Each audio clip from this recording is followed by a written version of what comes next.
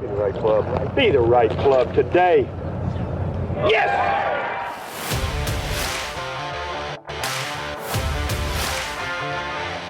Again, has to be careful of the speed. What a comeback season for Hal Sutton. Come right back toward the hole. How about in? That's the second eagle he's made it for this week. 17 years later, Hal Sutton is the Players' Champion.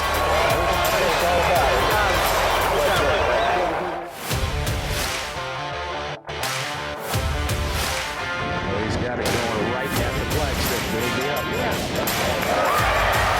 It is.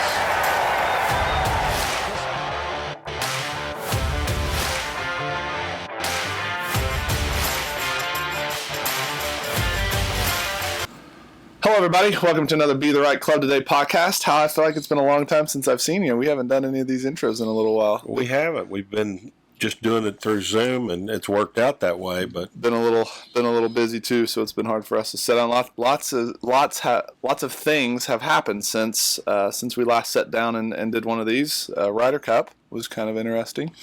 yeah, it was. It was. It kind of turned out like I thought it might turn out. I mean, the U.S. is young and good, and if you looked at the world rankings, it wasn't even close. I think the thing that led us to believe that Europe had a chance is the experience that they had on their side, but that came right down to it. It didn't mean a whole lot. It turned out probably how it should have turned out for once in a few Ryder Cups. That was kind of my hope, was that the U.S. They had a lot of talk about experience, and if you look at the experience, the old guard of the U.S. team had a bunch of experience, from Tiger to Phil to Jim Furyk to a lot of those guys to Stricker, but a lot of them had a losing record. They'd gotten the short end of the stick against the Europeans the last couple of years and the last few Ryder Cups, and that was my hope, was that the Morikawas of the world, the Xander Schauffele's, all these young pups coming in and would play well, and we were fortunate enough they did. Yeah, they did. And, I thought Whistling Straits looked beautiful on the TV. I think it was a tough watch. I think it was hard to follow those groups. Ryder Cup is tough in the beginning, just because there's only 4 or 5 groups out there. Yeah. So there's 30,000, 40,000 people trying to watch 4 or 5 groups. But then you throw in the fact that it's Whistling Straits and it's moving, and there's it's a lot of undulations there.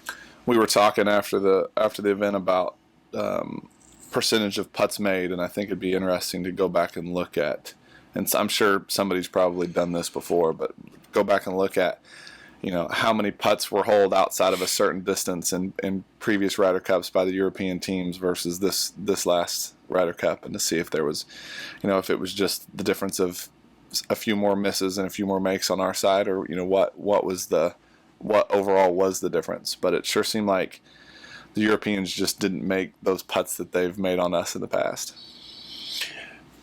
It looks like to me every time the Ryder Cup is over with, the winning team made more putts. Yeah. And I think that's what it boils down to. All those guys there are pretty good ball strikers. Sure. And, they're not intimidated by a lot. It's just whether the putts go in or whether they don't go in. Yeah. And, this particular year, I think the U.S. had a big advantage because a lot of the European people couldn't come over and watch the golf tournament. So I think the crowd was pretty biased towards the U.S. Yeah. And, having played in 4 Ryder Cups, crowd makes a big difference. It's easy to feel the momentum when the crowd lets you know what it is. Yeah. And, all the momentum felt there were for the U.S. side pretty much. And, anyway, it was a great win for the U.S. So we've had a few interesting guests on these last couple of weeks that you and I haven't really sat on and talked about. We had Monty on a couple of weeks ago, a good friend of ours, coming in this week for a golf school with us. We talked a lot about one of the themes we talk about a lot on here, expectation management, and watching golf on TV and thinking that pros don't hit bad shots. It was kind of a a little tableside discussion about just three guys talking about golf. I'm always a fan of having friends on like that and talking golf on here, because that's essentially why we started doing this. Right. There was a lot of practical, I would call that a practical discussion on how to get better, how to, we as golfers compare ourselves to tour players. Amateur golfers compare themselves to tour players, but you don't see it happening in other sports. Very few guys compare themselves to Tom Brady or LeBron James or some of the greats in other sports, but we do it in golf, and it causes us a lot of issues.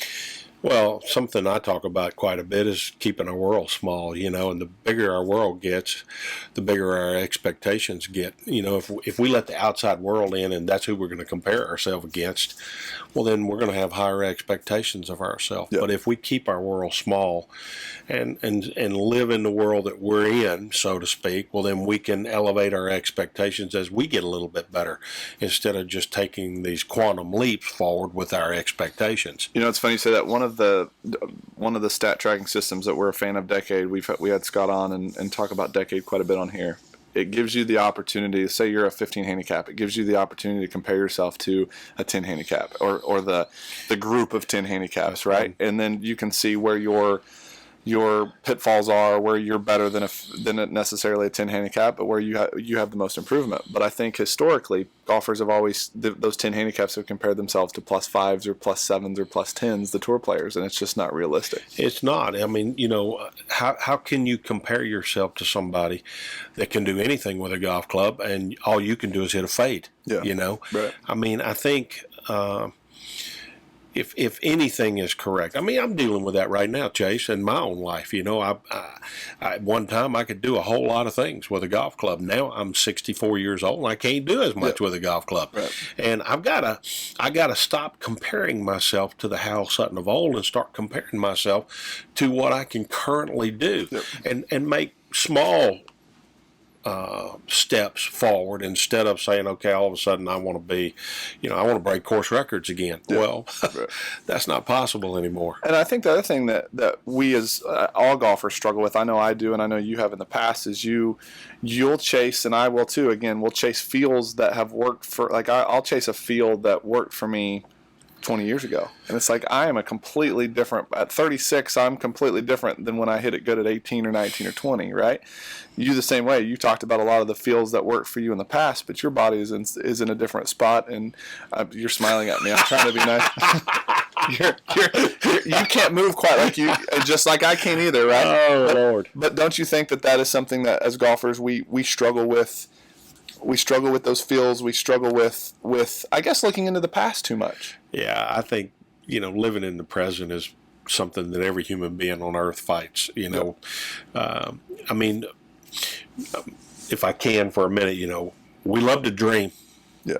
And we don't dream bad dreams. We try to dream right where we want to be. Right. And that's very seldom is that something just moderately better than where we are. It's usually quite a bit ahead. And I don't want to kill those dreams, but I think keeping them in perspective for everybody, certainly for myself. I'm not trying to talk to y'all about what you need to do necessarily. You're in charge of your life. I know I have to dream moderate, small steps. Yep. In order to get better, and then when I make that small step, I got to be proud of that small step instead of disappointed that it wasn't more. You talk about small victories and small steps on the golf course all the time. Not letting bad things compound. You're wanting to just kind of keep momentum going, and it's kind of the same thing with taking inventory of our game and trying to figure out where we can improve and just get better for it. It's a great time to be thinking about your game to get better for next year, right? We're kind of going into the off season, depending on where you live in the country, and let's make a small little goal of getting a little bit better with our putting, and then what processes are we gonna put in place to do that? Yeah, now is the time. If y'all are ready to make an improvement in your golf swing, the weather's fixing to start getting bad in most of the places, or you're going to travel to some place where it's really good. You may be headed to Palm Springs where you're going to have great weather, and now's still the time to make that change so that you can be better. So we continue to try to bring guests that can help you with your game. Chase and I keep firing everything that we know to fire at you to help you be better. Yeah. And our whole goal for this podcast is not, we talked about a current event in the Ryder Cup, but that's not our goal on this. Our goal is to help you become a better player. So speaking of goals and dreams, last week we had Dr. Bob Rotella, probably the most famous golf sports psychologist that's ever lived.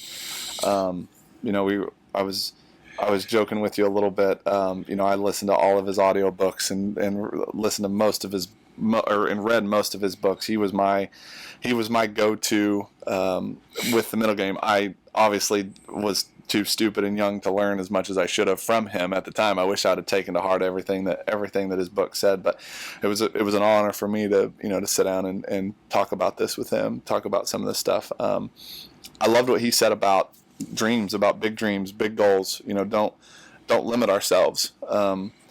And then one of the things our guest this week is going to talk about is goals are great, but now what's the process that's needed to get to those goals? All right. Well, Bob's a great friend. He was instrumental in helping me on numerous occasions. He mentioned in there I stayed at his house several times, and he's a passionate guy. And I think that was a shock to you, because he's monotone in his book and reading his books. But I knew he was a real passionate guy. Passion sells, and Bob is very passionate. When did you work with him? Off and on, quite a bit. Yeah.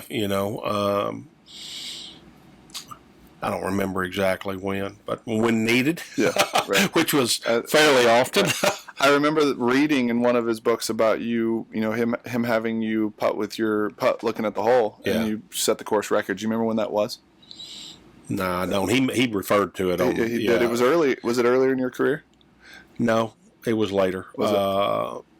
I was in my 30s for sure. Yeah. That was one thing I never did ask you. I was just curious about that. I was probably mid-30s at that point. And then, moving on to this week, we've had a good friend of mine, one of the best instructors up in the Philly section, Mr. John Dunnigan. John's another very passionate individual. He's got a great sense of humor. He loves working with kids. Him and Dr. Will Woo started what would I call it? A motor learning kind of coaching platform on called Skilled Coaching Alliance that is phenomenal. So any of you guys that are coaching, any of you golf coaches, any kind of other coaches out there, would definitely recommend for you to check it out, because it's awesome. I've gone through it. It's some really, really good stuff. I think I mentioned on the podcast that John puts his heart and soul into it, and he's just got a ton of knowledge and a ton of experience in helping people reach their goals. I think when you listen to the podcast, you'll see that John is very passionate about it and detailed at times about it. Sure. And you can see why people get better that listen to John. So we were happy to get John on. Yeah, and for those of you listening, as just audio only, toward the end of the podcast, he talks a little bit, or he demonstrates a little bit of some ways to to take your practice to the golf course. So if you miss out seeing the video, always remember we it'll be on YouTube. So check us out, Hal and Golf, on YouTube, or just search for Be the Right Club Today podcast, and you'll see the video portion of it. So as always, you guys enjoy John Dunnigan. Our next guest on the Be the Right Club Today podcast is a longtime friend and mentor of mine, one of the best instructors in the business. He's the director of instruction at Applebrook Golf Club in the Philly section, Mr. John Dunnigan. John, welcome to the podcast. Hal and Chase, it is a huge honor. Big fan of some guy with I think your forearms are as big as my calves.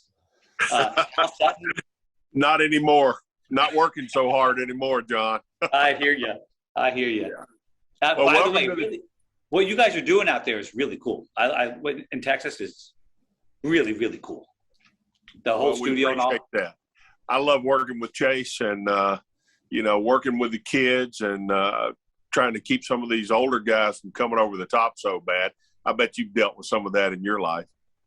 Just this morning. So tell us what you're up to, John. Well, so I teach full-time. It's the only thing I know how to do. My golf pro friends tell me that I barely qualify as golf pro because I don't even know the phone number to this place. But it's what I've done for now, 40 years. started in tennis and then quickly got into golf. And then I've been teaching golf. I mean, and with the tennis, it's been 40 years of coaching. So I've been actively making a living by coaching, which is really cool because it's like being a golf professional player. You either make people better, you make cuts, you make top tens, or you don't eat. So consequently, we have to be good, right? And for us guys, now that you're doing this, it's so I have this absolute abject fear of not being good enough. So like every single day, I'm still studying, and I think that the biggest thing that for me now is I'm not sure we're going to find out a whole lot more about the golf swing mechanics. I'm not sure we are. Maybe we'll find out little tiny things, but the motor learning thing is, how people develop skills, how to coach them to learn skills so that they transfer to the golf course. Like this morning, I had a pro, one of our coaches, watching me teach this morning, and how we went through, practice and then transfer practice. We did that all morning because the idea is to get them. Well, frankly, I could care less if a person hits it good in front of me. That does not impress me at all. All I care about is when they leave me, they, what I call, take the lesson with them. They take the lesson and go implement it on the golf course where it counts. That's the only way that I rate the quality of my golf and coaching, right?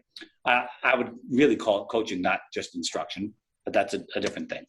So what we did, Will Wu is a PhD doctor who is a dear friend of mine. We met in the Philippines in 2015 doing a golf school with Mike Adams. Great. Mike Adams, I call him the godfather of golf instruction. He's an awesome guy. We've been friends for years. But we met and we're talking in back, and I'm doing some stuff on junior development. He's doing, speaking about motor learning. And we sat in the back of the room on a break talking. And then Scott Lynn, the biomechanist for swing catalyst, you guys have a swing catalyst, I have swing catalyst. Scott goes, shut up, take the microphones, get on stage, continue the conversation. And that's how this whole thing started with what's called the Skilled Coaching Alliance. And we have some non-golf pros in that program, but people who have kids that are trying to figure out how do you make your way toward developing the skills. And the Skilled Coaching Alliance is, we just started a new semester. It's not too late. It's 100 hours of content that he have filmed that take my 40 years of coaching and his career in motor learning, and we intertwine them in the entire 100 hours of program. It's back and forth between a coaching application and the science behind it. So we call it evidence-based coaching. There's a reason why we do things the way that we do. We're not just throwing stuff at the wall and see what sticks, And that's basically that. And oh, by the way, my daughter just broke par first time in a tournament. 2 days, she shot 2 under and 2 under. So that's my number one passion aside from being, husband and dad. That's all I'm up to. That's your biggest little notch on your resume, right? Your daughter shot under par in a tournament. Game on, right? Yep. And loves her dad still. loves her dad. Very important. Yes. So I have a question for you, Hal. You got to the highest level of the game. Right? You got to the highest level of this game, which I know Chase failed. I failed miserably. I hit the ball really, really well back in the day when I played minis. I had, let's see, is there such a thing as a horrific mental disposition for playing competitive golf? It was awful. How did you grow up in the game of golf? When you was a kid, what was your upbringing like, especially with parents and you and whatever? What were your influences? How did you get so damn good? Well, I played all sports when I was growing up, and my dad was very difficult on me. He expected the highest, And whenever I finally quit everything, I was playing all the team sports. I quit everything because I love golf. And I felt like, the very thing that drew me to golf was I got all the credit or all the blame. It was all on me. And I love that part about golf, But anyway, that's what I did. And then my dad, we sat down every year, we set goals, and he held me to that standard, whatever that was. And, he was never one that bragged on me. I was always trying to please him. Nothing meant more to me than pleasing my dad.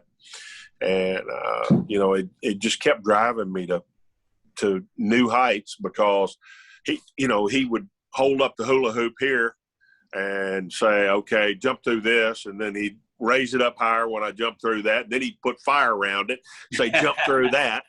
That's what he just kept doing to me, and I kept wanting, when I'd hit the ground on the other side, I wanted him to say, hey, job well done. I never got that. He just kept raising the bar all the time on me. And I think that's what drove me, really. I wanted to please my dad. And, we see that around here a lot, John. We see kids that want to please their parents.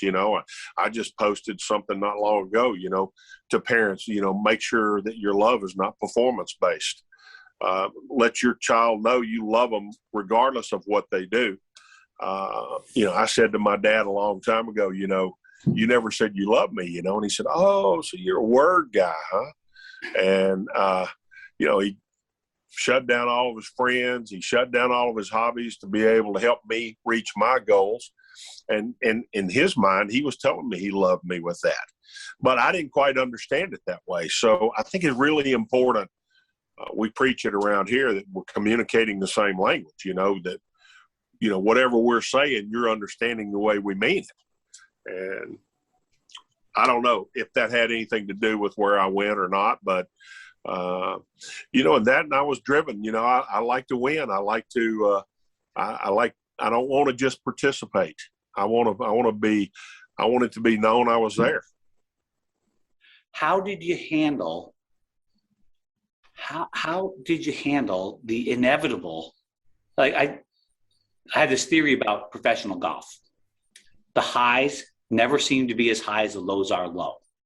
And in golf, I think Kevin Chappell said it, in golf, you so seldom get to do the punching, something like that, to throw the punches, right? Yeah. How did you handle that? You go out and maybe you finish top 10 one week and miss a damn cut next week. What was that like? Well, there's so many aspects of playing professional golf. People don't really understand all that goes into it. When you first go out there, you're trying to figure out if you even belong. You're trying to figure out if you stack up against the other players. It took 6 months for me to realize, hey, I might be as good as some of these guys. And then I gave myself permission to compete. If I'm not quite good enough, well, then I don't know if I really want to be on TV. If I'm not quite good enough, I don't know if I want to be in that last group, and that's something I've never really talked about on here. You're kind of sizing up where you stack against all these people too. And, as I played out there, I began to see, I hit it as far as they do. I hit it relatively straight. I'm making a few putts. So maybe I'll feel comfortable if I got in one of the last few groups. And then after you played in the last few groups and you've either had some success or not, then you figure out where you are in the pecking order on that and what you lack or what you have that's a strength, and you just keep building on it. Very cool. When did you realize how important commitment was? Like, because you haven't talked about, like, your dad. Did your dad preach, the mental side to you at all? Oh, yeah. My dad didn't know anything about the swing, so all he did know something about was the mental side of it, and he made me commit to, from the time I was 15 or 16 years old. I've told the story before. I was about to break the course record at our home course, and I was already sitting on the course record, and I had 4 holes to go, and one was a par 4 that I could get it within 20 yards of the green. The other was a par 5. I could hit it in 2. And I was on a par 3, and I had about a 20-footer, and I run it about 6 feet by trying to make the putt. And he knocked the ball off the green and said, "Come on, we're going home." I'm like, "What?" And he said, "No, we're going home." I said, "Well, I'm breaking the course record." He said, "No, you'll have to wait till tomorrow to do that. You need to think about what you just did right there." He said, "You were way too aggressive on that putt, and you know you were. So you'll think about that overnight before you break the course record." I call it putting the consequence. You can't putt the consequence, right? That is your putt. A birdie time, or don't 3-putt, or get it to the hole. Instead of just putt the ball. Just putt it. Right. Putt it to your target. So anyway, I mean, he was teaching me commit to something right there. And I was, 16 years old. So I was committed to making a birdie, as many birdies as I could, not to play in the smart shot or attempting to do it with a chance to make it, but still on a conservative note. So you got your thoroughbred horse, right? Sometimes you got to pull the reins, right? Whoa. You're thinking about making birdie. We haven't even read the putt yet. Let's go. And I pull the reins, come back to, I'll give this to you, Chase, use it. WIN. I think I stole it from the great John Wooden. What's important now? Always back to pull the reins, time out. You're getting ahead of yourself there, big boy. Now, what's important now? I got to hit it right there at that speed to give it a chance to make a birdie. So you got to come back, right? If there's one thing that I want all my students to do is, yes, it's hard not to have the goal of make the putt, break the course record. But what's the process of getting it done, right? I got to make birdie this hole. Okay, now what do I have to do to make birdie this hole? It sounds so simple, but it's hard to do all the time. It's hard to put yourself. That's why I had to pull the reins, put your brain in gear to score, right? That's what a lot of the time I'm doing with my kids, is bringing them back to what's important right now. And it ain't your score. It ain't the 3-putt you just had, right? And it's not the birdie you're going to have. It's this shot. We hear a lot of the only shot that counts is the next shot. Okay, I think that's totally wrong. The only shot that counts is the one you're hitting right now, right? This one here. And that's, you said one of my favorites is goals. And I have this theory about burn your goals, right? My goal is to make it to the PGA Tour. Okay, fine. Write it down, right? Throw it away. Now let's focus on how we're going to get there. I can have that goal, but now there's a process to get there. And what I like about all these sports and stuff, even golf coaching, is that there's a formula to be really good, right? It starts with, well, you better hit a lot of fairways. If you don't hit a lot of fairways, you better hit it real far. You better hit a lot of greens, right? You have to have, you have to have 30 putts per round, right? You have to be able to scramble at about 67%. It's all right there. Now you go develop those skills. So under the gun, I like how your dad kept ratcheting up the task difficulty until you were right under fire, right? But I would say don't do that too early, but that's great. Well, my dad knew he knew how to bend me, but not break me. Yeah. And I think that's really important. He studied me as hard as he studied anything. He knew where my breaking point was, and he would take me to just under that. And, I always felt like I was under the gun with him. And, it drove me. I think it probably, I'm not sure the young people that we meet today are wired quite like that. I think they're wired a little differently than that, but it worked for Hal Sutton. So, yeah, JD, I think you're right. JD, staying on the parents, what do you think's one of the biggest, 1 or 2 mistakes you see parents make? Okay, I'm going to back that up a little bit. I'm glad you did, because I was just thinking and I forgot. Okay, number 1, if you're a coach like us, number 1, these people are giving you their babies.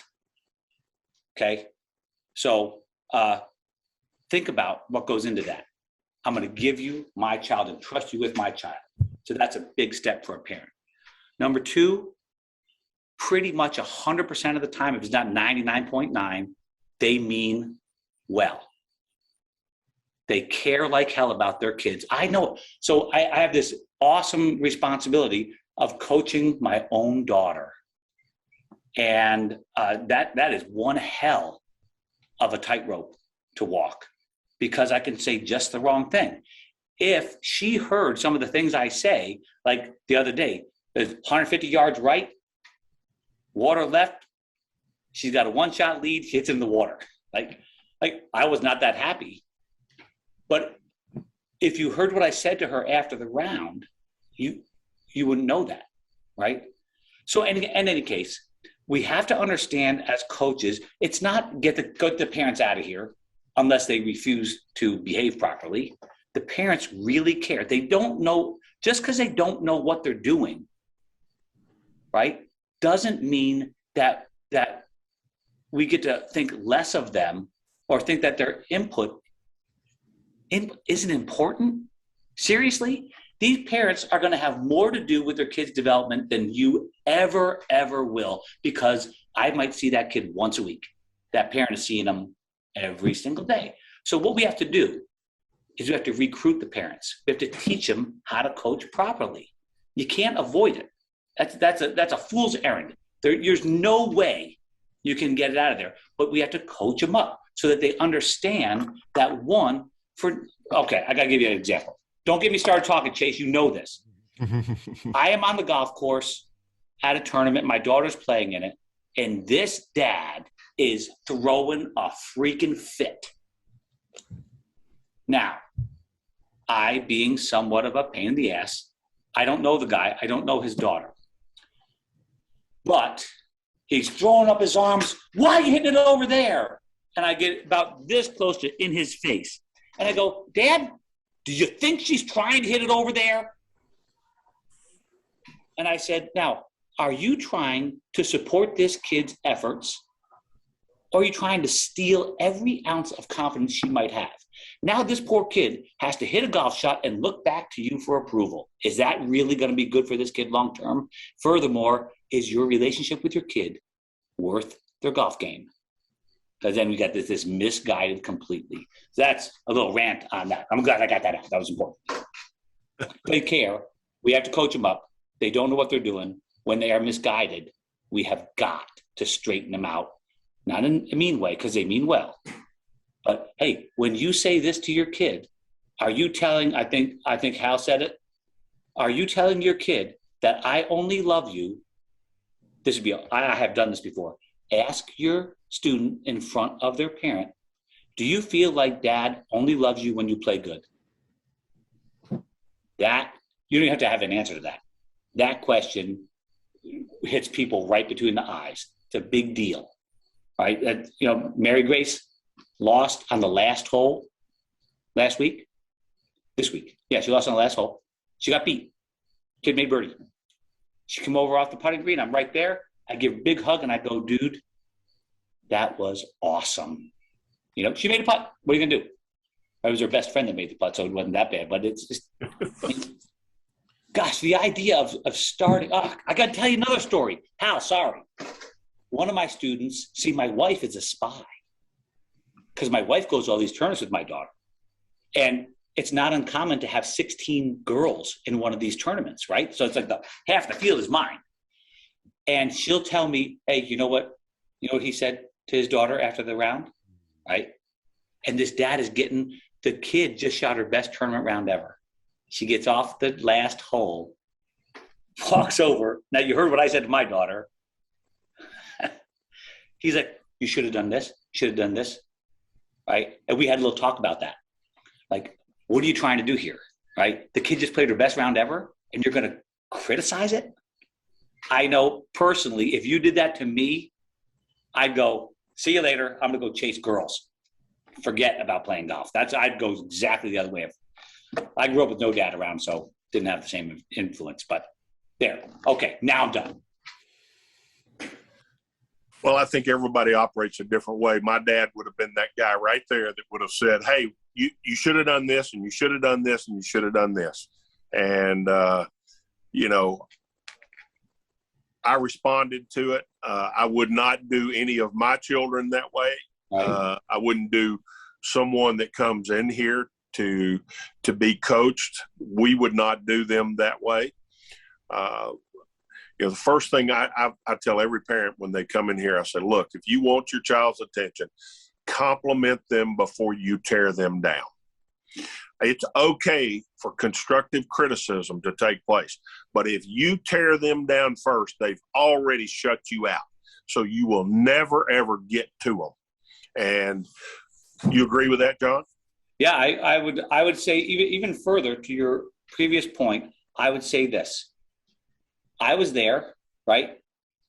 Your dad was there, and he's going to just let your performance today tell you what to attack during preparation for the next tournament. I would say this. I would say this, man. I know it's not, by this point, it's a trite saying. I love watching you play. That was really good. You fought your heart up. Sorry you didn't win. And I would save the correction until the next practice. So my kid, 3 putts, 4 times, whatever it is. I'm not going to start with what the hell was wrong with that putter. I'm going to go, okay, we didn't prepare putting well enough. We're going to go out there and prepare the putting. The kid, I mean, she already knows that she 3-putted. You know what I mean? I don't have to bring it back up. Duh. And by the way, just so you know, you never have to get on girls. They're doing it for you. The girls are really, really tough on themselves, right? I never, ever, ever, ever get on a girl. It's so dangerous because they're already beating the living shit out of themselves. So with those guys, now the boys will get a kick in the pants once in a while, figuratively, not literally. But the girls, it's more about, hey, let's keep going. We'll get this. I want you this. And I don't mind having high expectations at all. I do, right? I have high expectations, but you have to be real careful about how you do this kind of thing with folks because, and I think you would agree, how we have to be close to the same age. The kids are a lot more sensitive than they were. Even the boys are. We grew up, I mean, we didn't do anything but fight, right? That's not legal now, so it is different. So JD, how do you have the tough conversations with parents? And what I mean by that is because a lot of times, like we talk about, we'll shut the door. We've got, an indoor facility here. We'll shut the door and get the parents and the kids kind of to air out grievances, like to try and get everybody on the same page. And like yesterday I had a couple brothers in that they're going to be both really good players. And I asked them both, I said, hey, what would you tell your parents if they could do anything better or worse, or something that they're doing is causing you to struggle or you'd like to see them do better, what would it be? And the younger one said, I'd like for my parents to push me harder.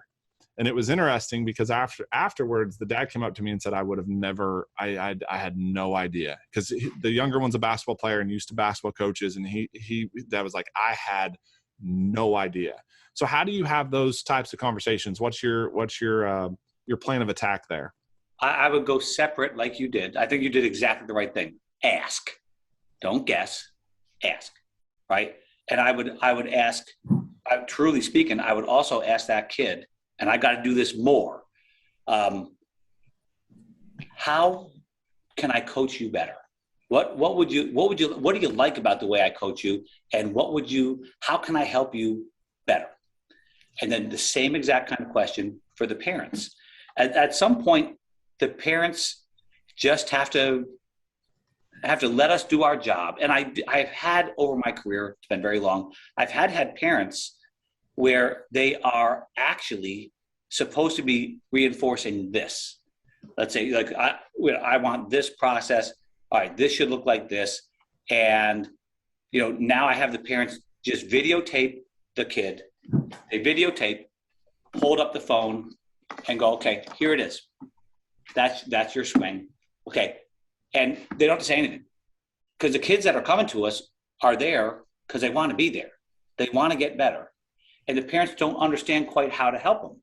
You don't have to. You can go, well, yeah, but this is not what the coach wants. You could say, okay, all right, this looks a little different. What's different here? It's very easy to ask questions. It's very hard to guess what somebody's thinking, right? That's why it drives me crazy when announcers on TV are telling me what Bruce Cupcake, that's what we call Brooks Cupcake at my house, is thinking on that tee shot. Because that guy must be real smart to know that. Just ask, right? Ask the kid how he wants to be coached. Ask the kid, because they might surprise the crap out of you, right, Chase? You're too nice to me, push me harder. Or, right, this is about right, or whatnot. And ask the same thing about the parents. I would separate them. And one of the big questions for the parents is this: is how you're conducting this relationship helping or hurting? Do you feel like beating up your kid after every missed shot is going to lead them to being able to pull the trigger on 18 with a chance to win? Or are they thinking, as I've heard before, if I blow this, how am I going to explain this to my father or mother? Can you imagine that? Well, one of the things that if a parent is doing that, it will create fear of failure. And I know this: you can't play at a high level if you're afraid to fail. You have to stick your neck out there and not be afraid to fail. And, and especially in this sport, right, where we're going to fail 98% of the time. Yeah, completely. What do you guys think? And JD, what do you think about, a conversation I have to have a lot of times is like, look, this game is expensive. Lessons are expensive. You can't look at you can't look like you can't look at it like you're getting an ROI on the amount of money you're spending. How do you kind of navigate those waters? That's interesting, because I just had that discussion not too long ago with one of my dads, who is, and I'm constantly harping on him, right? Constantly. And, this is an investment. And I go, in what? What are you investing in? Are you investing in your child's development into strong, resilient, confident, gritty person? Or you're investing in his future as a professional golfer? Because if you're investing in his future as a professional golfer, you probably have it wrong. So with that, I kind of have that discussion. And then that goes back to, and this should be written down. Why do you want your kid to play golf or any other sport? What do you hope they get out of it? Okay. So the parent is going to show what he values, right? And then if we write it down, which that I don't do, I need to start doing that. If you write down the values, you can just go back and hold the parent accountable. Well, this doesn't sound like you're valuing hard work. This doesn't sound like you're valuing commitment to the shot. It sounds like all you're valuing is whether Johnny wins or loses, right? But you said this, but you're behaving like this, right? And then if you do it right, it gets to be a little bit more of obvious. The parent can understand, I'm missing the boat here. Rather than telling the parent he's missing the boat, if you do it that way, and I like that a lot of what do you want the kid to get out of the sport? Now, what I haven't had yet is number one in the world. Okay. I'm not sure I have an answer to that, but it would go like this. Okay, what are the requirements? As Hal said, if you're afraid to pull the trigger, you have no chance in hell, right? No chance. Right? I want it to be the Michael Jordan. I want the ball, right? I told my own kid 2 years ago, she started playing competitive golf. And so this is her third year. And it's high school tryouts. So she couldn't wait till high school. She played a couple tournaments that summer to get ready. They had high school tryouts. And she's saying, Dad, I just know it. I'm going to shoot 90 tomorrow. Okay.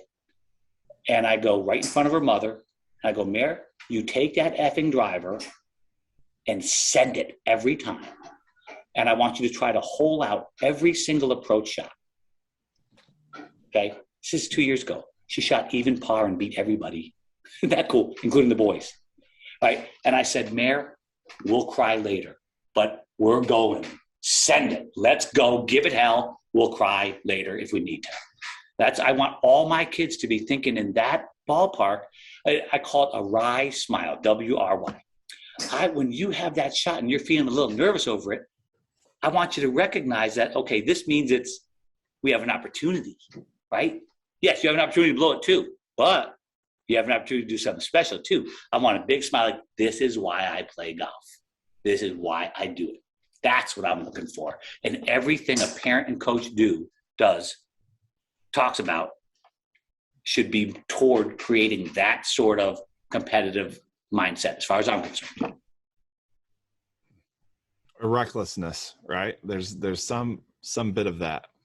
There's a little bit of recklessness. It's not that. It's like an aggressive attitude toward the target. Like, let's go, baby. That's why we play it. You know what I mean? That's why we play it. I think it was Watson and Nicklaus were playing in the final round. It might have been the U.S. Open. It might have been a British. I don't know. And Watson says to Nicklaus, big smile. You got to do that big smile. This is what it's all about, isn't it, Jack? Duh. Right? We should start listening to those guys a little bit more. I try to get my kids to listen to the interviews. They never do. Right? The interviews, sometimes a professional golfer at the highest level of the game says something super, super important in an interview. They never listen to him. What can we do? So I'm going to make a suggestion for everybody out there playing golf. Chase has heard me say this a lot. Playing golf is like driving a car. You've got a steering wheel, you've got an accelerator, and you got a brake. The key to playing it really well is knowing when to be on which one of those things. So if you drive the speed limit all the time, you're going to be a real safe driver, and you're probably going to get to where you're going, and you're going to get there at a normal time. If you exceed the speed limit by 5 or 10 miles an hour, you're going to get there a little bit quicker. You're going to take a few more risks. You're going to do a little bit better. If you drive 20 miles an hour over the speed limit, you're going to have a wreck. So the key to playing golf is you drive a little bit faster than you normally would, take a few risks, don't take a risk all the time, and you learn how to play the risk-reward game and when to play the risk-reward game. And that's the key to playing at a higher level at golf. Right. Yeah. And they can't have to explain themselves if they fail. You know, if my own personal kid, you know how I have a ton of kids, but I only have one that's blood. If my kid comes off and says, Dad, I gave it hell, I didn't have it today, I'm okay with that, right? But if my kid comes off and goes, I got really tentative, and I didn't give myself a chance, I'm not crazy about that. I'm okay with failure. I'm totally cool in golf. The best in the history of golf lost 3 out of 4 tournaments, and he's the best ever, right, Tiger? It's okay, but I want it done. This is how we do it. This is our culture of competition. This is how we proceed through tournaments with a big, let's go, baby. Big grin. Let's mix it up, see what the heck happens. You know, there's other things that we value, like adaptability. Man, one of my kids is finding his way. Same tournament, there's a boy, and he had his B game. He goes, I didn't hit it good. I said, yeah. All right, what'd you do, though? He goes, I shot 72. I go, well, that you should feel more better about than having your A game and shooting 68, right? You had your B game and shot par. That's a sign that you are a gamer, which I love. JD, how do you get your players to assess bad shots? Obviously there's a physicalness to it, whether it's club face, whether it was a swing issue, and then there's mental issues too. How do you get them to assess that? Okay. So with the skill coaching lines, we call it as I go, right? As I go through the process of playing a golf shot. A is for assessing the shot, yardage, all good stuff. S is for selecting the shot and the club you're going to hit it with. I is get the image. What are you going to pay attention to? So great golf comes down to being able to predict your flight, okay? Or predict the outcome, whether it's a putt, chip, sand shot. So the image, what are you going to pay attention to during the shot is very important to us. You know, the G is go, baby, let's go. Give it hell. And then the O is observe, right? And the observations are not just about the result, because the result is exactly perfect every single time. Every shot you've ever hit is exactly what you asked for by how you use the club. So you go back to, hopefully we get to the point. The idea is to get to the point where you cannot hit a shot without being fully committed, focused, right? Whatever it is. Some people might focus on, I'm going to start it here and it's going to curve here. They might just see it. Some people might be, ooh, see that right there? That's a little draw right there, baby. Okay. Some might have a little blend of it. Some might just try to pay attention to the start line. Some might have a swing key, right? A swing thought, if you will. And by the way, I completely disagree that the best swing thought is no swing thought at all, just so you know. What I want to know is, were you totally committed? Because you can run all the steps in that process, and just like it was several years ago, I laid sod over a pitching wedge. It was atrocious. It was the very shortest I could ever possibly hit a pitching wedge. And I did the whole thing, and in the middle of the swing, I just bailed on it, right? So in the middle of the swing, I bailed, and I would go, okay, I felt that I bailed it. I'm not even going to go to, I hit it fat. You know what I mean? That was something happened in the beginning of that, on the way down, where I was uncomfortable with the shot, and I didn't go back and get myself more comfortable. But Christ, it happened in the middle of a golf swing. So, okay, fine. So that goes down. Okay, I got to make sure I hit it. Okay, if I'm trying to hit this little knockdown shot that short, I got to make sure I still hit it. You with me? Now, other than that, so you've hit a shot, and let's say that you were fully committed, right? Real quick, JD, is that the first question you have to ask post? Always. Always. What are you paying attention to, right? And if you weren't, it doesn't matter. Everything else doesn't matter. Okay. Yeah.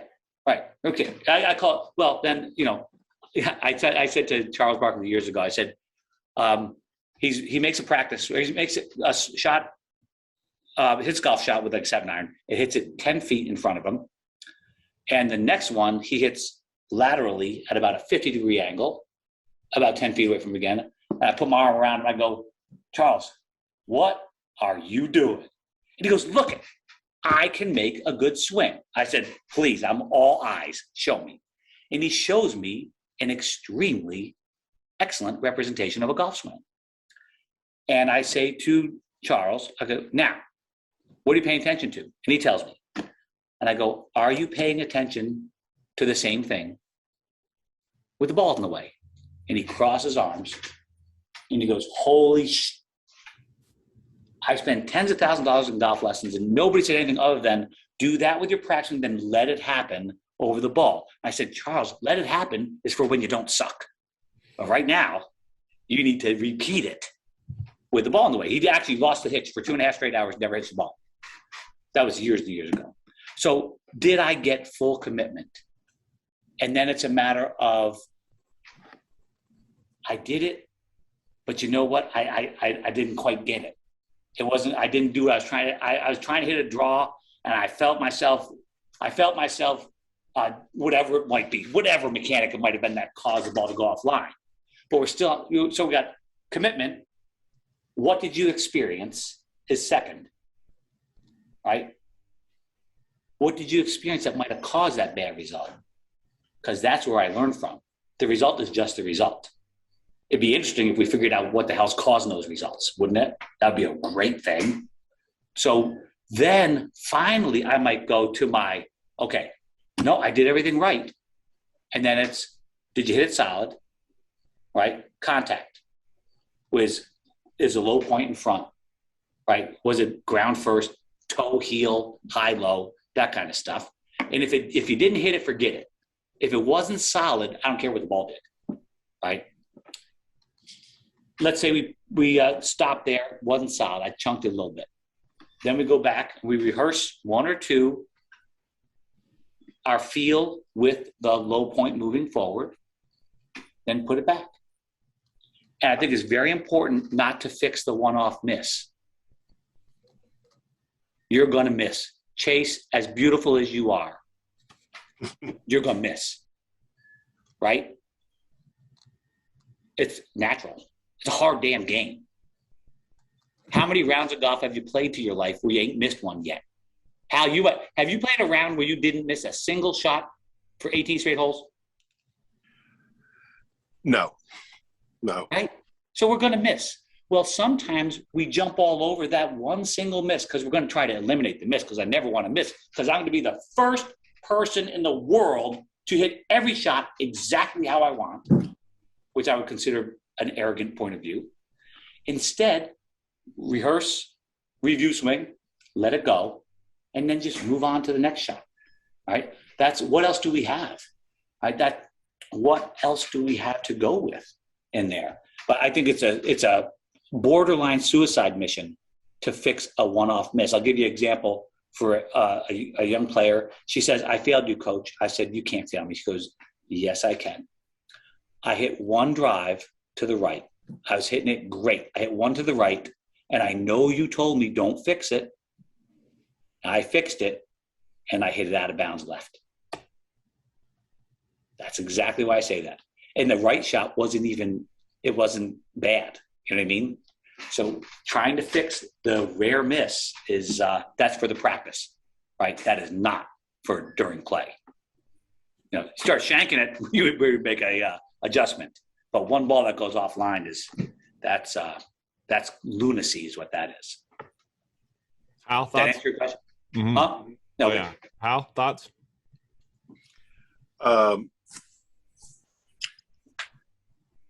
I agree. I wouldn't try to fix the one shot.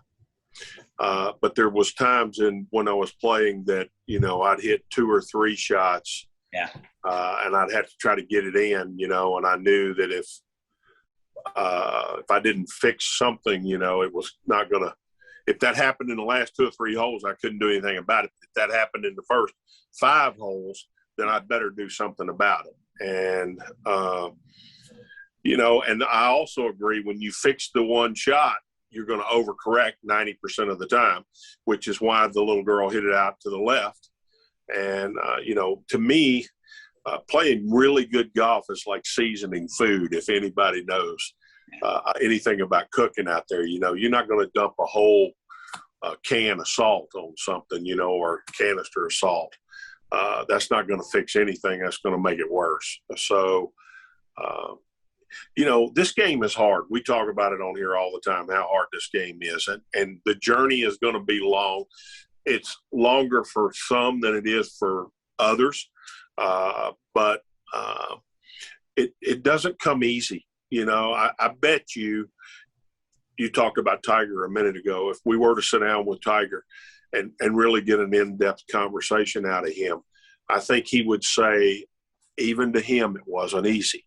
He made it look easy, but it wasn't easy. It required an untold amount of work for him to make it look easy. And there were times that it wasn't seeming easy to him out there, even though the viewership thought, man, look at him. He looks great doing this. But he's still, in his mind, kind of salvaging things. We talk about here a lot about, I played out there 25 years or whatever it was. I probably only had, you mentioned a B game a minute ago.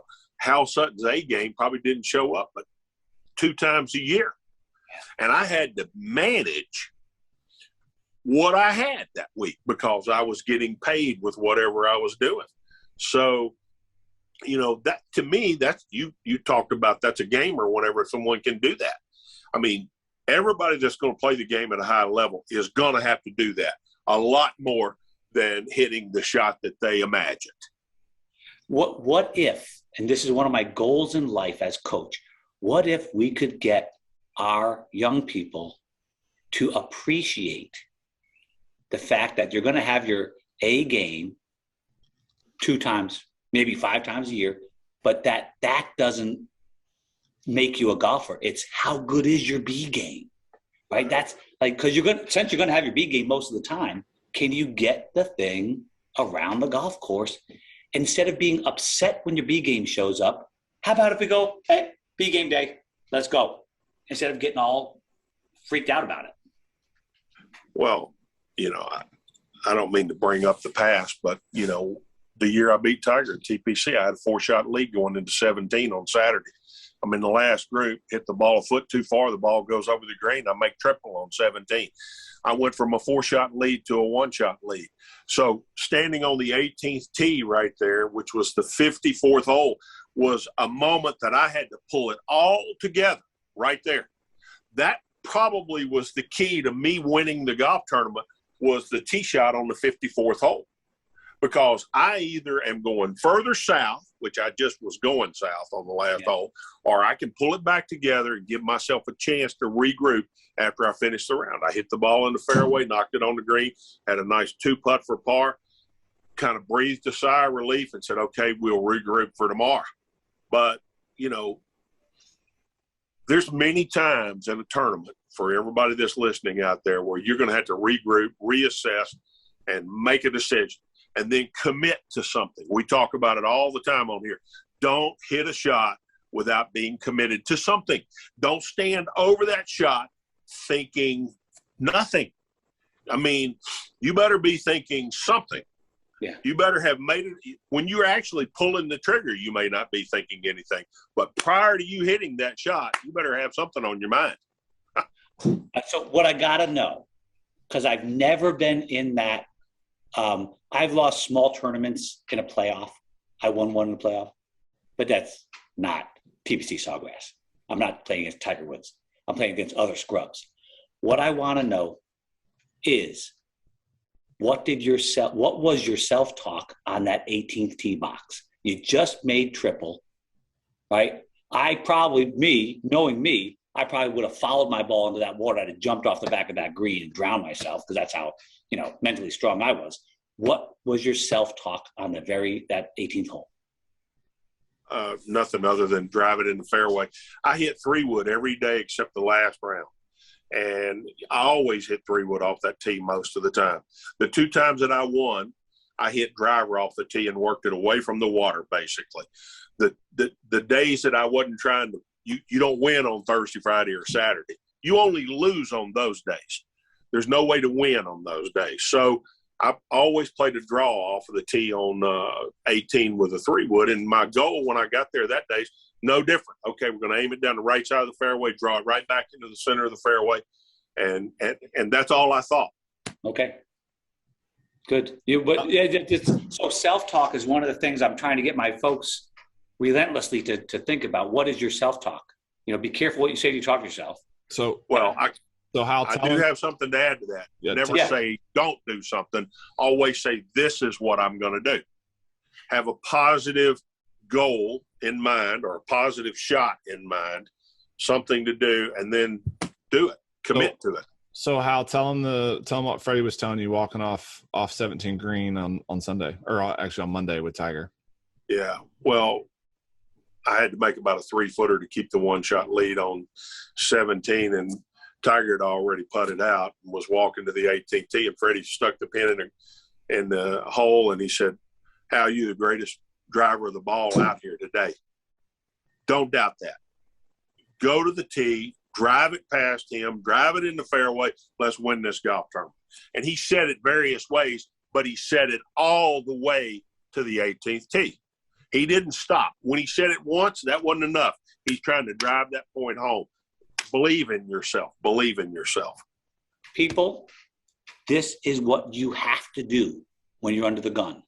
Exactly. Because chances are you might not have Fred Couples in your ear. Maybe you have a caddy in your ear, right? But that is exactly what I want people talking about. I'm a great driver of the golf ball. My daughter's nickname is Beamer. You know why? BMW tagline, ultimate driving machine. Right? Right? Be careful what you say when you talk to yourself. Be careful. I make all these putts, right? I make putts because it's what I do. Beats the hell out of, don't blow this. Don't leave it short. Yeah. Right? Get it to the hole, right? And wouldn't you say it's one of the reasons we practice, right? We practice making a bunch of 3-footers or 4-footers, 5-footers, whatever it is. So that way when we get over that putt, we're thinking, just like Hal, he's driven it so well for so long. All the work he's put in leads up to that moment. They're memories to draw on to say, hey, I can do this right here and go do it.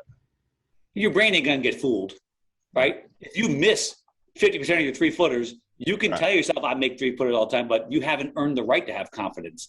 And Rick Jensen, great sports psychologist, motor learning doctor, and dear friend, says, if you don't have skill, you will seem mental. I like that a lot.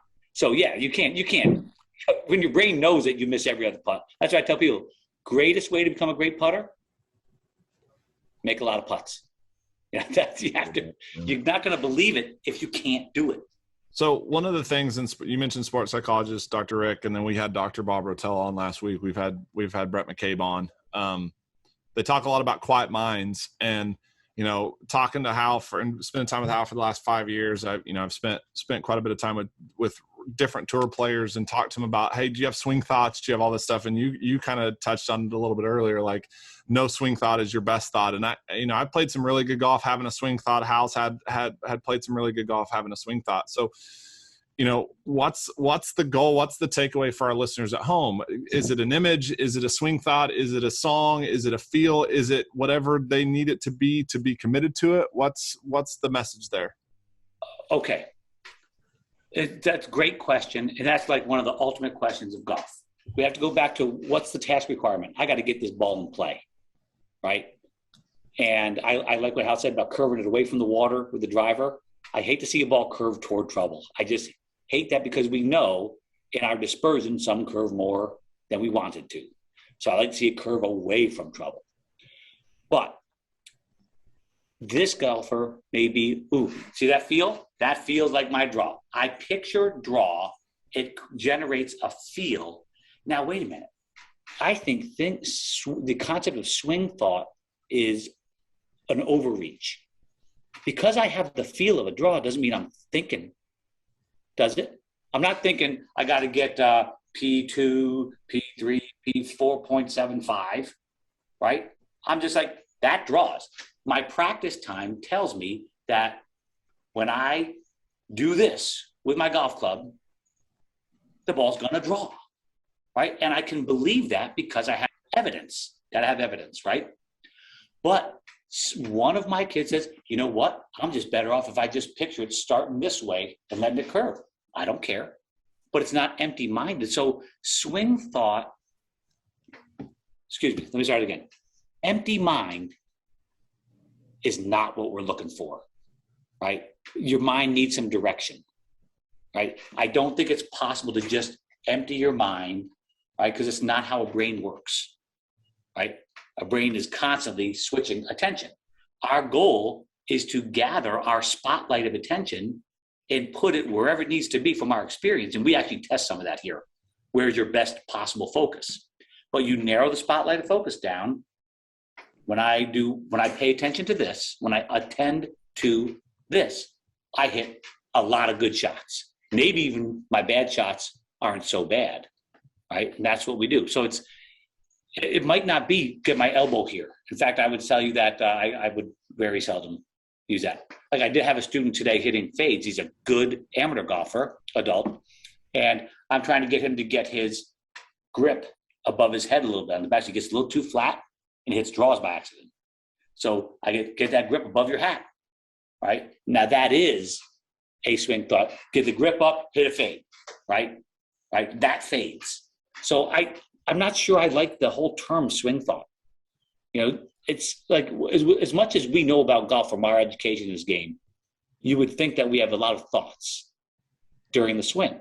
But I don't. I just have a picture and a feel. Al? I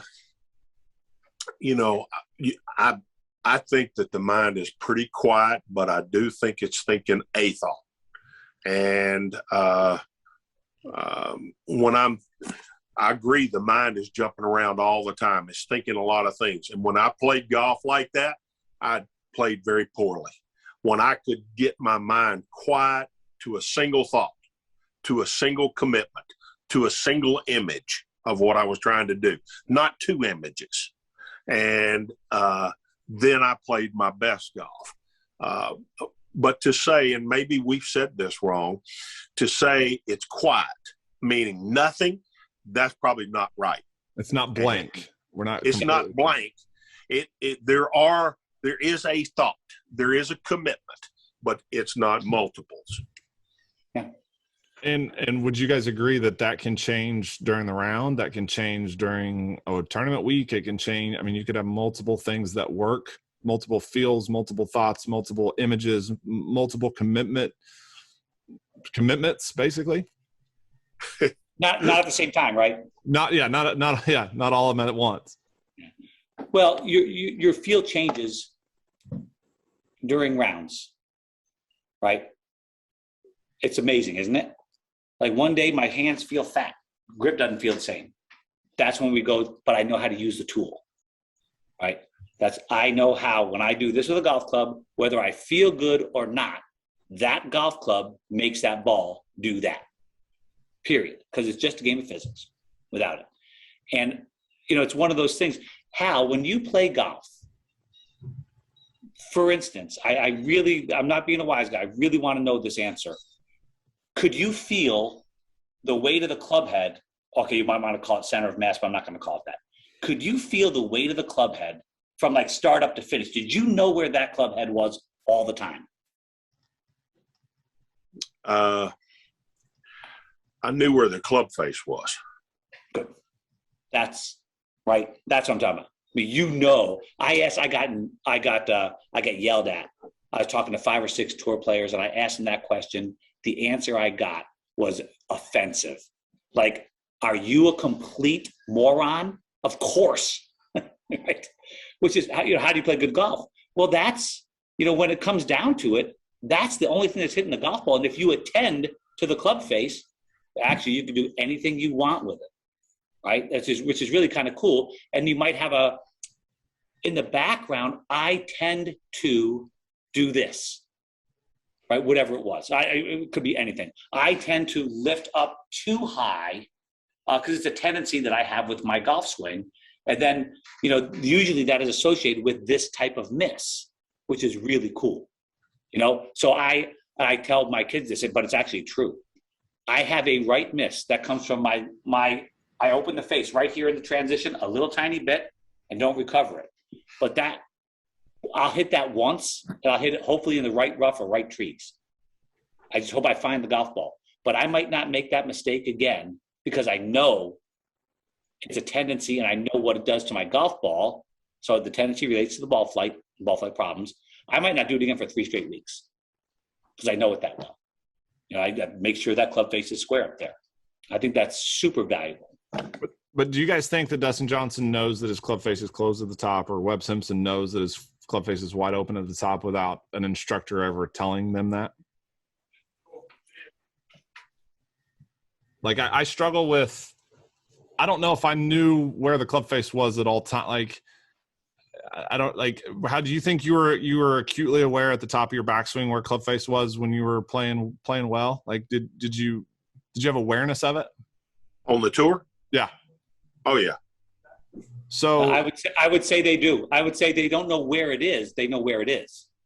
They don't know whether it's closed or open, but they know right where that sucker is. I would say that I don't think great players can escape the club face.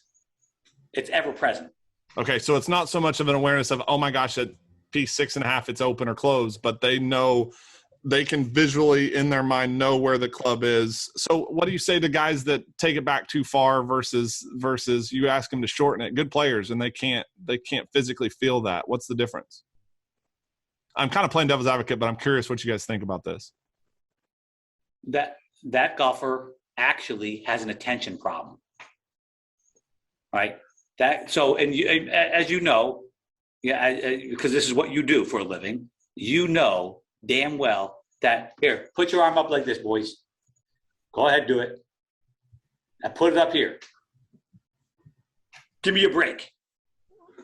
Right? Yeah. How'd you do it though? You don't know. Right. You don't know. But you put it there. So when a person can't change something they're doing, maybe they have a mechanical body doesn't work problem. I got problems with that. I got body parts failing all over the place. Starting with mind. When a person has an overswing, well, I guess the first thing is it detrimental? John Daly played okay with the overswing. Right. But if it was causing problems and they can't fix it, it is because they're not paying attention to it. And you might say to them, okay, I want you to shorten the swing. And it goes right back again. That's un-American. There's no way you can't tell yourself to stop down here. And maybe you got to feel like you're taking it back down to your knee height, and it goes back to full. And we have to increase what I would call calibrate their feel. You know, we are all calibrationists at heart, as far as I'm concerned. You got to calibrate it. But most people, when they can't do something different, I hate to say this, they're not trying. During the swing, they're just not trying to do that. They might go, okay, I'm gonna try to get my backswing back a little, but I got to still hit the golf ball good. Yeah. Like, time out. Let's just fix the swing for a minute. Let's disregard what happens to the golf ball. Can you actually make whatever we want to happen in the golf swing? When they can't, I'm telling you, it's a focus problem, not a swing problem. So, and some people do have very poor.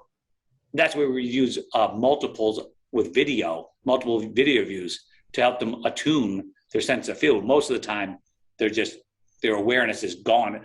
People have what I would call they have a blind spot in their awareness. Most of the time, it's just turned off. You know that with your normal people, just turned off awareness. Better players, there's a blind spot in there. You know, great players like Hal, I would be willing to bet you $10 that you had no idea where the hell your left knee was during your golf swing. No clue. You know, and I wouldn't want you to either. Am I wrong? So I honestly didn't know. After my setup, I didn't know where anything was during the swing except the club face. And here's the other thing that I'll add to that. I always was aware of where the club face was, but fixing it in the middle of the swing was sometimes difficult to do in moderation. It was easy to do overcorrect. Yeah. But it was very difficult to do in moderation. Yeah. That America, world of golf, you just heard it. That is the truth according to Hal Sutton. That's it. You know what's really cool though, as golf teacher though, when I get people paying attention to the club, I can make their body move differently. I can actually make their body move different just by telling them to do something with the club. That's an excellent point. Now you couldn't have said it better.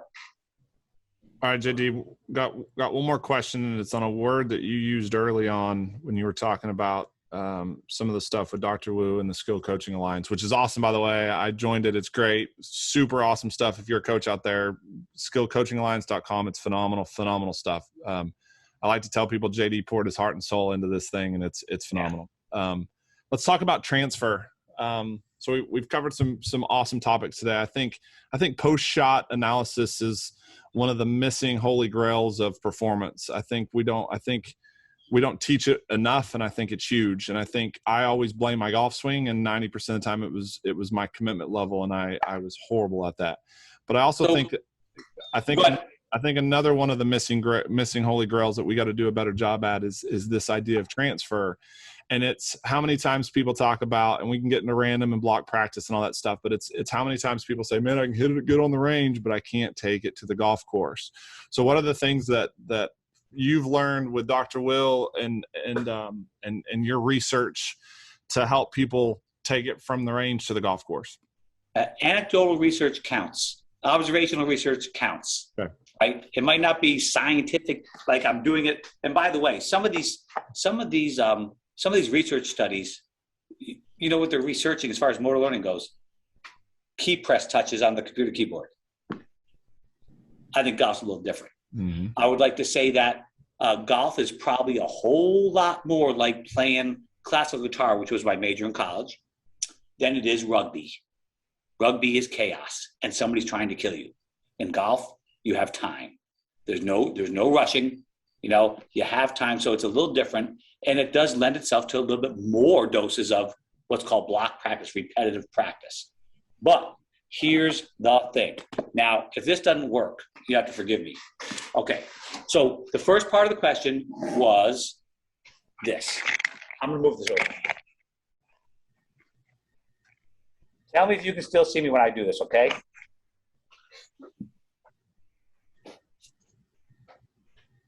Oh, fantastic. The only club I have is the damn 2-iron. That's perfect. Okay.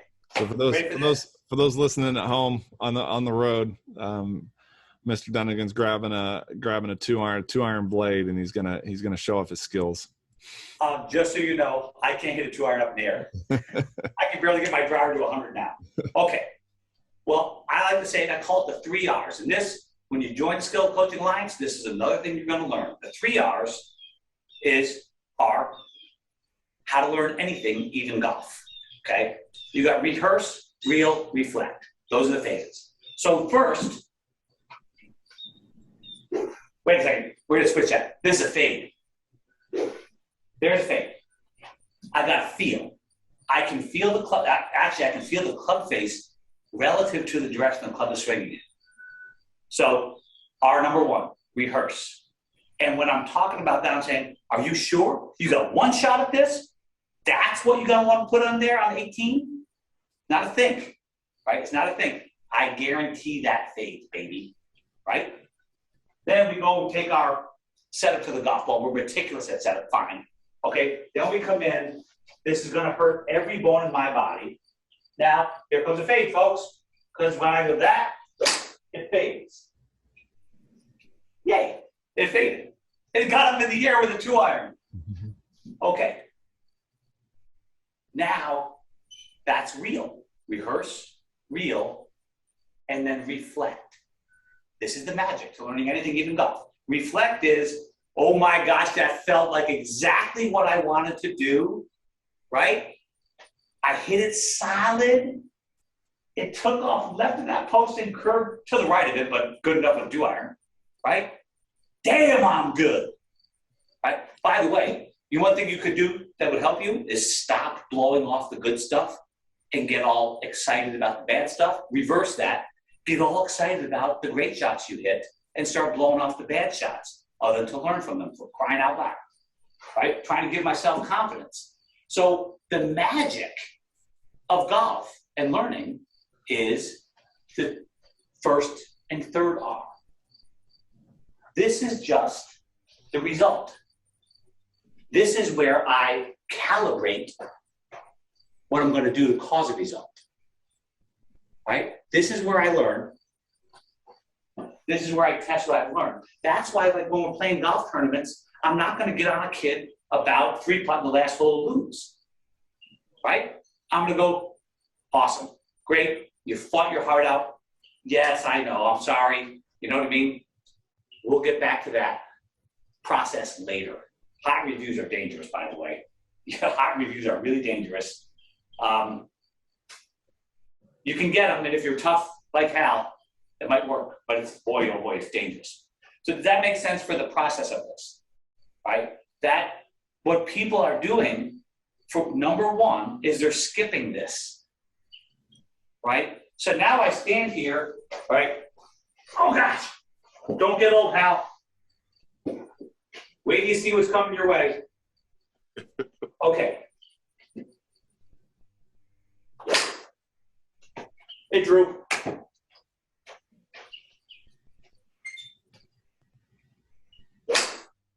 Oh, it's on the driving, it's on the golf course now. Good God. There's no learning going on there. All I'm doing is adjusting after the fact. And that's cool, I guess, if you're a beginner, right? I guess if you're a beginner, to adjust after the fact, go, cool. That should, by the way, that should be your favorite word. Huh? Right? No, it's like this. Now, that one, Drew, didn't quite have the face open enough. Okay, that feels more like it. Come back in and test your hypothesis. That's how you learn. That's the first part of transferring it to the golf course. It's for part 1. Next part is you've got to make a little bit of golf-like in your practice. So like here, it was raining out, and I ran out there on the range, and I found that it is 31 yards between the right fescue, and you guys can't see it out there, and this red post that I use a lot. So now when we're driving, you've got to hit it in between those two. That's your fairway. So now we have an actual fairway to hit into. That makes it a little more like golf.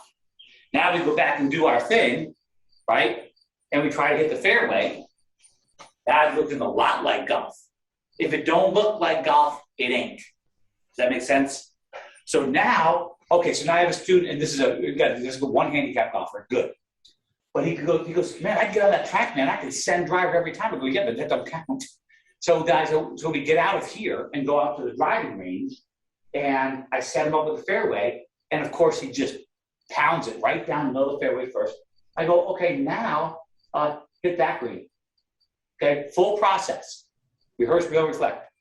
Okay, now hit a driver. Now hit that green. Now hit a wedge. Now hit that green. Right? So, and he missed one, right? This guy's hitting fades. He hit a hook.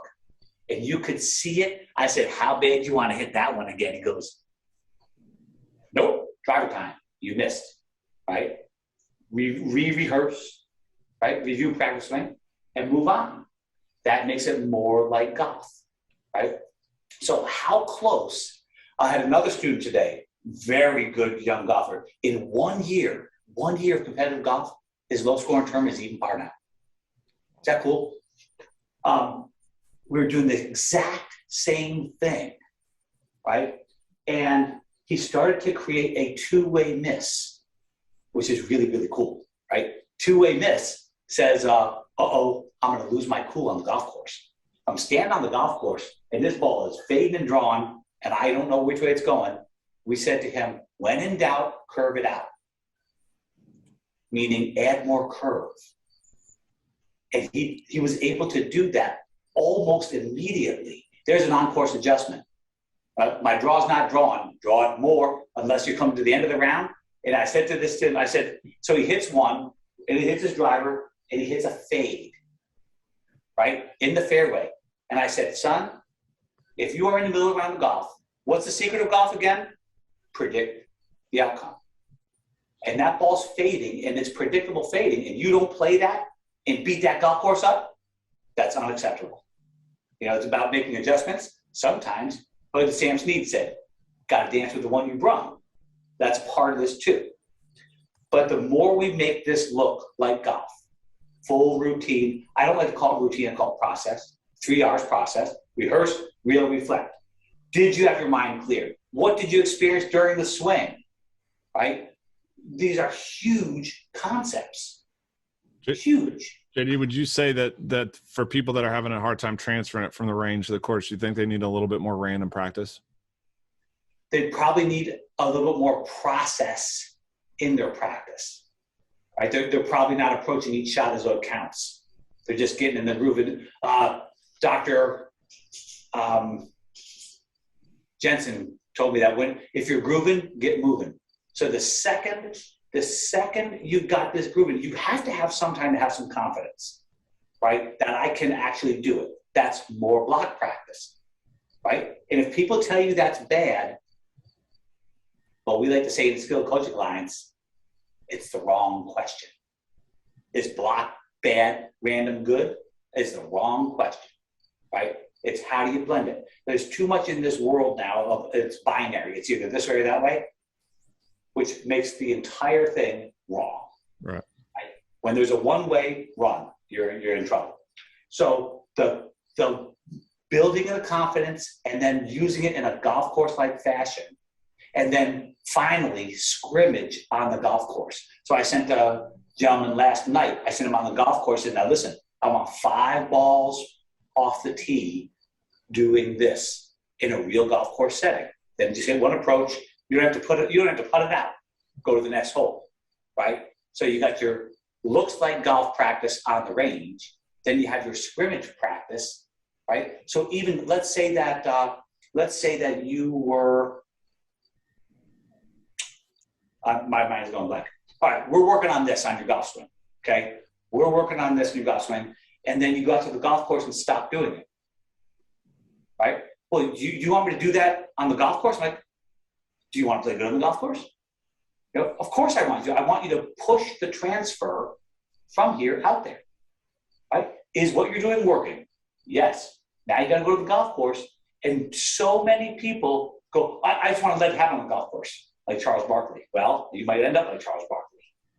You know, now go out to the golf course in a no stakes condition and force yourself to do it even though you're on a golf course. Then I want you to do it with a scorecard. Then I want you to do it maybe in a match or a tournament or coming down the stretch in a tournament. Yvonne Wendell taught me that. I got to play with him 3 days in a row in a tournament in upstate New York. And I was asking, because I was a tennis player first, I was asking him how he went from that beautiful chip backhand that wasn't going to beat anybody to this unbelievably gorgeous backhand. Those are basically the steps. I did it right in practice. I did it right in practice matches.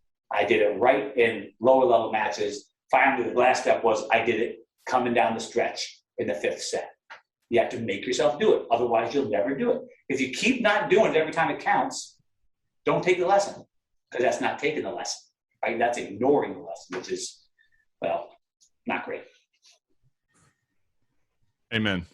I mean, essentially, you gotta test it in an empty gym before you can put it in play with the crowd screaming your name, right? Or screaming against you, or however it is. That's awesome stuff.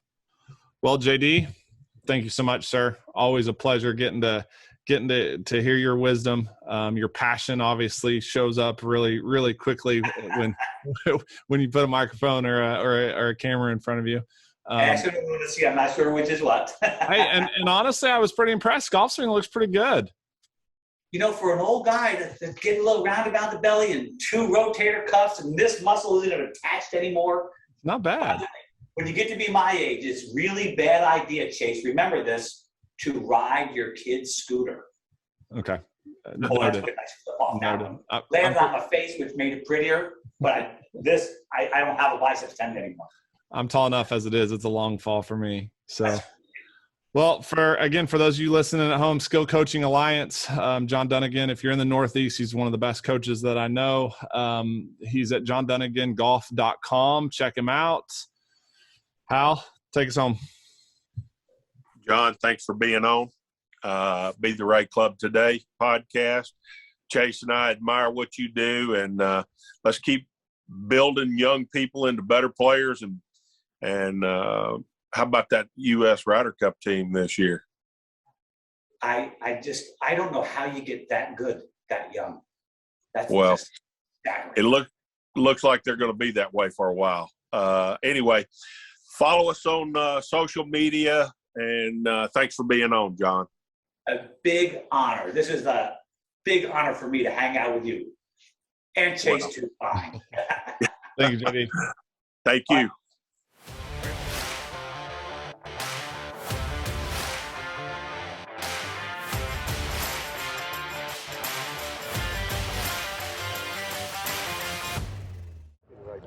Be the right club today. Yes!